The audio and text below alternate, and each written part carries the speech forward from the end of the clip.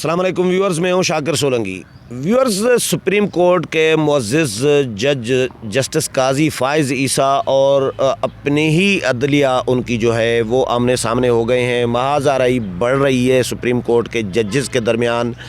काजी फ़ाइज़ ईसा पर chief justice of Pakistan ने पाबंदी आयद कर दी है कि वो वज़ीर आज़म इमरान ख़ान से मुतल्लिक़ केसेस की समाअत नहीं कर सकते। काजी फ़ाइज़ ईसा ने उनको ख़त भी लिखा है रजिस्ट्रार को कि मुझे कापी दी जाए जो मेरे ख़िलाफ़ फ़ैसला दिया गया है, रिमार्क्स दिए गए हैं और पाबंदी आयद की गई है। और इसके अलावा मीडिया को जो जारी किया गया है उस पर भी रिज़र्वेशन शो किए हैं। फिर जो काज लिस्ट नेक्स्ट वीक की आई है सुप्रीम कोर्ट के की, उसमें भी काजी फ़ाइज़ ईसा को कार्नर कर दिया गया है। क्या कोई नया पिंडोरा बॉक्स खुलने जा रहा है, वो भी अदलिया की ही जानिब से? अपने ही मुअज़्ज़िज़ जज के ख़िलाफ़ हुकूमती जो रेफरेंस था उसमें से तो तकरीबन जान छुड़ा ली ही थी काजी ने, और लेकिन काजी के ख़िलाफ़ अपनी ही अदलिया खड़ी हो गई है। क्या होने जा रहा है? इब्राहिम कुंबर हमारे साथ मौजूद हैं।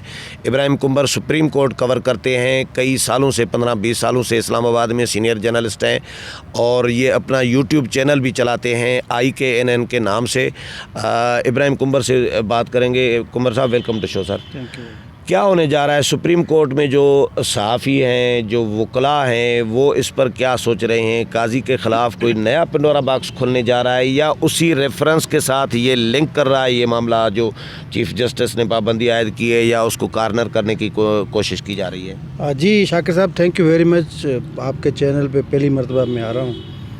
काजी फ़ाइज़, लेकिन मैं पहले आया हूँ आपके चैनल पे। हाँ, थैंक यू, उसके लिए अलग थैंक यू। हाँ, ये जस्टिस काजी फ़ाइज़ ईसा हैं और जस्टिस काजी फ़ाइज़ ईसा के ख़िलाफ़ जो कुछ हो रहा है वो फैज़ आबाद, अच्छा, फैज़ आबाद, फैज़ आबाद लगा, ओके।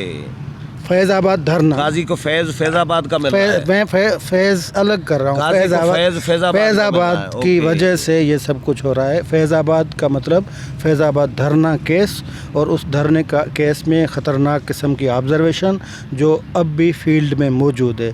जस्टिस काजी फ़ाइज़ ईसा ने जो मरहूम खादिम हुसैन रिज़वी साहब ने जो धरना दिया था उस हवाले से 100 मोटो नोटिस लिया था, और उस धरने में जो बावर्दी लोग मुलविस या सहूलतकार बने थे उनके ख़िलाफ़ फैसला, जिन्होंने पैसे बांटे थे, जिनकी वीडियो मंज़र आम पे हैं, उनमें वो फ़ैसला ये था कि जिन्होंने बावर्दी लोगों ने अपने हलफ की आइन में मतलब जो हल्फ दिया गया है वर्दी वालों के लिए, वो आपको भी पता है कि उनको सियासत में मतलब किसी की किस्म वो ममानत है ना, तो जो इसमें सहूलतकार बने उनके ख़िलाफ़ कार्रवाई की जाए। ये फ़ैसला अब भी फील्ड में मौजूद है। सुप्रीम कोर्ट के 2 रुकनी बेंच का फ़ैसला अब भी मौजूद है। पस मंज़र तो वही है, नया पंडोरा बॉक्स कोई भी नहीं है, क्योंकि इस फ़ैसले से पहले जब मियाँ नवाज़ शरीफ हुकूमत में थे तब जो कोयटा में वकला के पे जो 2 खुदकश धमाके हुए थे उसमें फिर साकिब निसार ने एक कमीशन बनाया था जिसकी सरबराही जस्टिस काजी फ़ाइज़ ईसा ने की थी।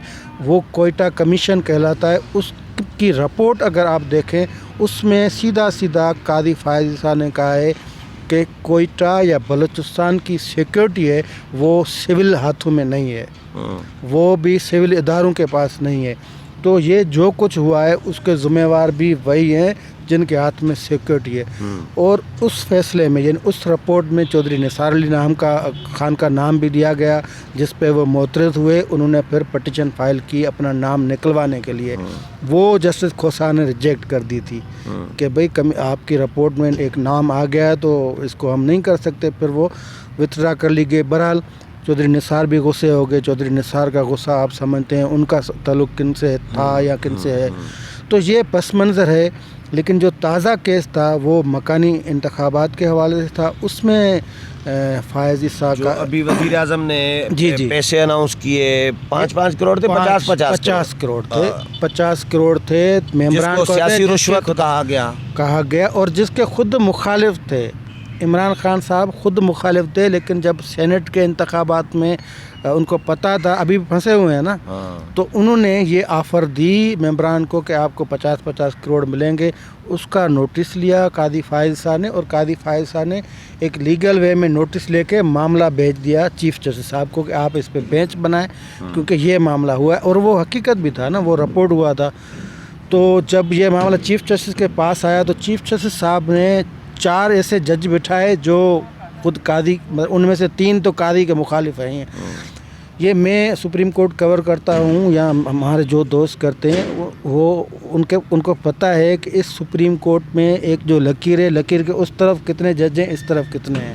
نہیں، لیکن ابراہیم ایک بات مجھے سمجھ میں نہیں آ رہی. جب یہ ریفرنس کی سماعتیں چل رہی تھی اس وقت تو ججز کے ریمارکس سے ایسا لگ رہا تھا، تبصرے بھی ہو رہے تھے کہ معزز ججز جو ہیں اپنے جج کے ساتھ، قاضی کے ساتھ کھڑے ہیں.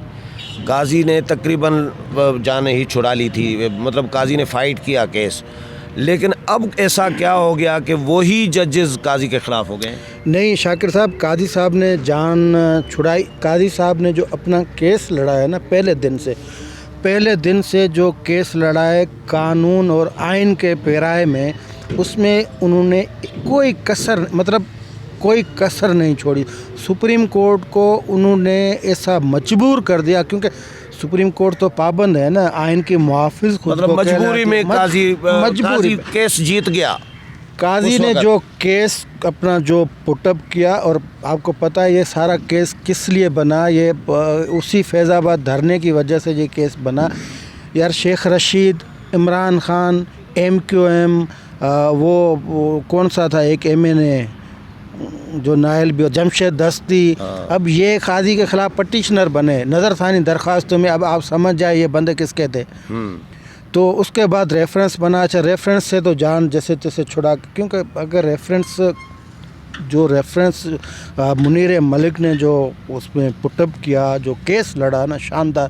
اور ساری بار پاکستان کے تمام وہ وکلاء جو کانسٹیٹیوشن، پارلیمنٹ اور جمہوریت پہ یقین رکھتے ہیں، وہ قاضی کے ساتھ کھڑے ہو گئے. تو سپریم کورٹ کو تو ہلنے کی جگہ ہی نہیں ملی. انہوں نے تو مجبوری میں ریفرنس کو اٹھا کے پھینک دیا، لیکن اس میں ایک لکونہ چھوڑا. اس میں سپریم کورٹ نے اپنے اختیارات دیکھیں. یہ بڑا بلنڈر ہے ویسے، اگر لیگل اور کانسٹیٹیوشن.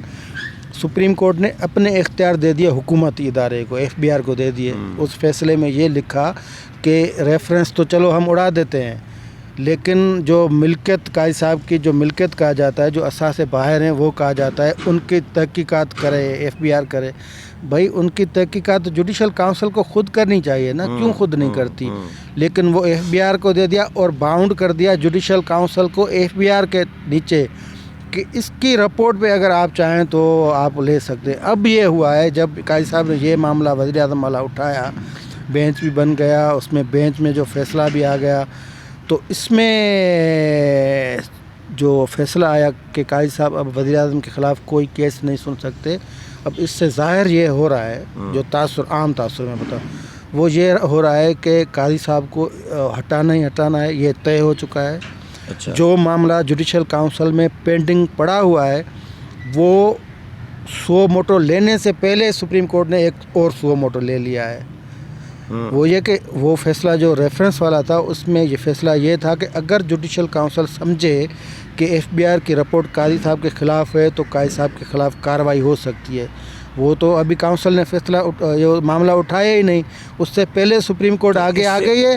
سپریم کورٹ نے یہ کلیئر کر دیا ہے کہ قاضی صاحب کو رہنے نہیں تو دینا. یہ اس سے یہ تاثر نہیں مل رہا کہ یہ جو تاثر مل رہا ہے اس کو تقویت نہیں ملے گی، یا مل رہی ہے کہ اعلیٰ عدلیہ جو ہے سپریم کورٹ آف پاکستان وہ حکومت کے ساتھ کھڑی ہو گئی ہے قاضی کے مقابلے میں، یا حکومت کو سپورٹ آپ کو پتہ ہے یہ انڈائریکٹلی سپورٹ کرنا نہیں ہے؟ یوسف رضا گیلانی والا کیس آپ کو پتہ ہے نا، اس کو فقط اس لیے نائل کیا افتخار چودھری نے کہ کیس کیا تھا، ایشو جو فریم ہوا کہ حکومت نے سپریم کورٹ کے فیصلے پہ عمل درآمد نہیں کیا. فیصلہ کیا تھا کہ وزیر اعظم اپنے صدر کے خلاف خط لکھے سوئز اختیاری کو، یعنی حکومت کے عمل نہ کرنے پہ یوسف رضا گیلانی کو ہٹا دیا، نائل کرا دے دیا.